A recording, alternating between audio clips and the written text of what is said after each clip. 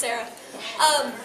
So, when you have an ex-husband, you also end up with an ex-house and an ex-car, which means that you need to find a new place to live.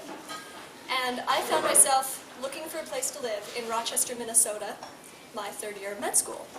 And I looked through the classified ads because I'm not cool enough to find Craigslist, and I found listings for things like mildewy basement, $900 per month. Live with a sex offender, $850 per month. And then I found clean, quiet, private bedroom, single roommate, very close to St. Mary's Hospital. Internet included, utilities included, $400 a month. And I called the man up, and he was intellectual, and he was divine. And I thought, this is the place. When can I come by? And he said, oh, you could come tonight. You can meet my wife. My wife and I, we take care of our tenants like family. We would love to meet you. And so, you're making a horrified face. You're on board.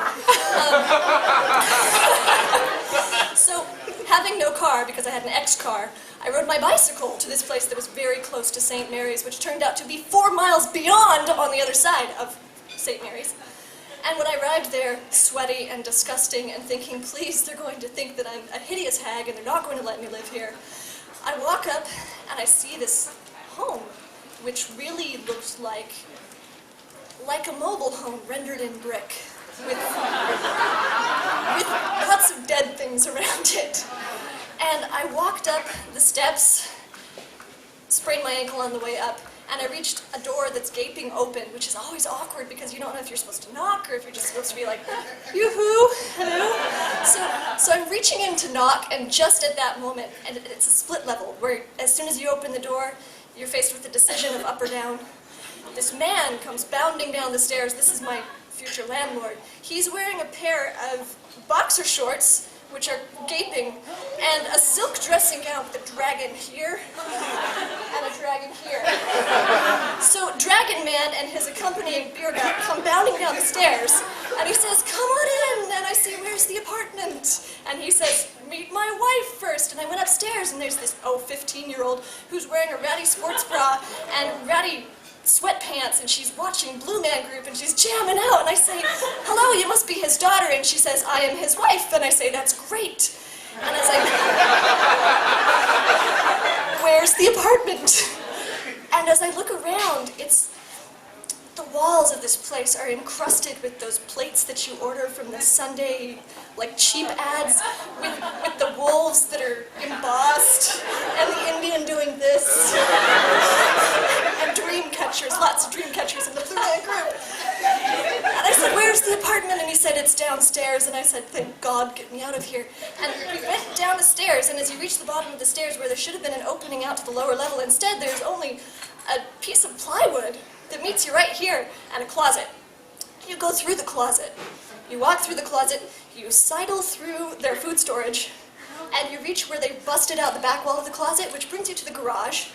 And then you go through the garage, take a 180-degree turn, and you reach a door that has a lock. And he says, they don't mind, I just keep the key and let myself in when I feel like it. And I said, great. So he turns the key to the clean, quiet, private apartment very close to St. Mary's with the responsible nurse who will be my roommate, and opens the door, and inside there's this smoky haze of 40 years of marijuana and hard living.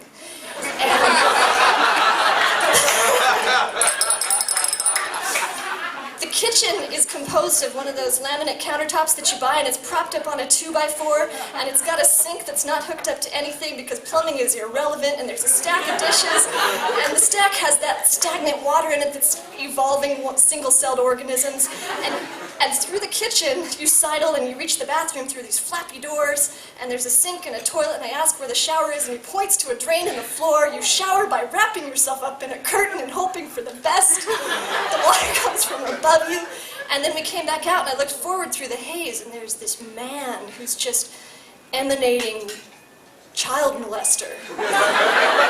And I said, are you the nurse? And he said, no, she's my girlfriend. I just come in town to fuck her. But we keep the door closed. And I said, thank you very much, and then they showed me where my room would be. And I opened the door, and the door bumps against the bed, and the bedroom doesn't have a closet, because it is a closet. And I thanked him very much, and I shook his hand and promised to wash my hand thoroughly later, and biked away into the night and found a different place to live.